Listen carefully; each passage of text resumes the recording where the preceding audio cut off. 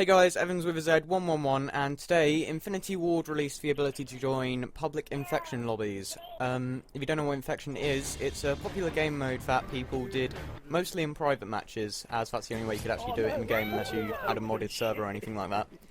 And infection puts you in two teams. There's the survivors and the infected. The survivors have guns and can shoot the other team, and the infected simply have a knife.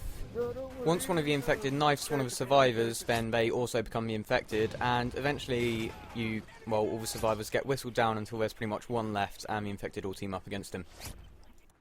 This game mode is nothing like the usual Modern Warfare 3 multiplayer, and it's pretty much the only thing I enjoy about the game right now, as multiplayer, well, I just get annoyed by it really. And I used to play this in private matches quite a lot, and I really enjoyed it, so I really like Infinity Ward for putting this in.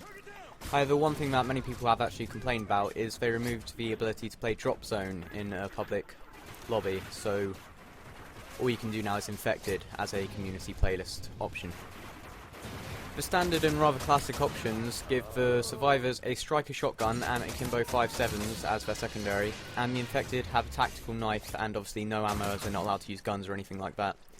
In most of the matches they also have throwing knives, which some of you will be happy about. Personally, I like it because it speeds up the games and stops campers, but many other people are actually really annoyed at this fact, as they find it rather nooby, and it takes away the whole point of being infected, as you have to be close range to kill the survivors. Now, aside from the standard options, there are also many variations. For example, you get standard weapon switches, such as instead of having a striker shotgun, you have Akimbo Magnums, which is pretty cool actually. It changes the gameplay quite a bit, and changes the way you play, and you can't just sort of sit in a corner with a shotgun and kill anyone who comes at you. However, there are also a few that actually really change gameplay. For example, this one, which is my personal favourite, the infected all have Juggernaut suits, so they have much more health. However, to counter this, the survivors all have heavy weaponry, such as the LMG you can see here, and as a secondary they have RPGs. Then, as usual, once you get knifed by an infected, you become one of them, you get the Juggernaut suit, which means you have loads of health but you move really slowly.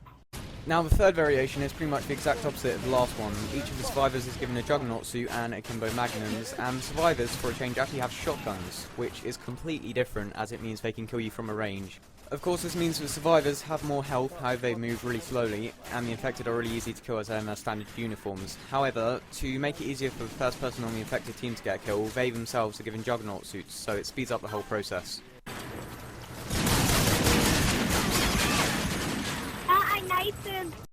And of course, this game mode does come with its fair share of problems. Each map has certain trick jumping spots which people always flock to, so they're basically untouchable by the infected.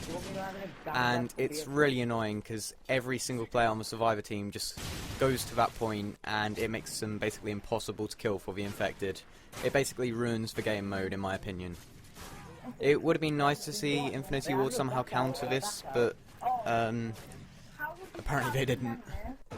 Oh, and of course there's the bunch of 5-year-olds on the other team who forget it's actually a game and take it way too seriously. Oh my god, man, Edwin, fucking prick, man, he got me stabbed, you little dickhead. Fucking prick. Oh man, you faggot, you took my kill. So that pretty much covers everything I have to say about this game mode, and if you want me to do more videos, such as live commentaries or highlights, you'll have to specify which you want, then please tell me in the comments, and I'll be happy to do that, because I actually really enjoy this, so I wouldn't have to force myself to do so. So please leave a rating, leave a comment, and tell me if you enjoyed the video. That's all I have to say. Peace out.